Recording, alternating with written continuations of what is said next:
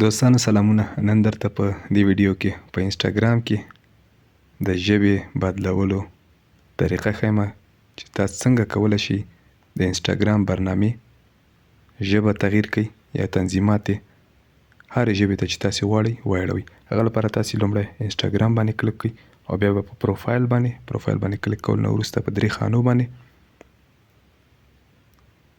او بیا به تاسو لاندې راشئ دلته لانګویج په دې لانګویج به کلیک کړئ. نو فعلا تاسو یې نه چې ډیفالټ یا خپله ژبه چې د برنامې د انسټاګرام هغه انګلیسي ده.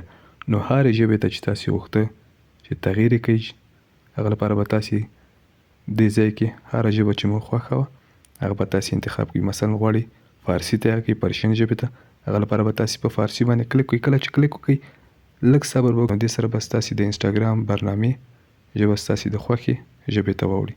نو دا و د نن ویډیو. که ویډیو مو خوښه شوي در سره لایک کړئ، که کوم پوښتنه یا نظر لرئ موږ سره د کمنټ لارې شریک کړئ. که چینل ته نوي یاستئ در سره سبسکرایب یې کړئ.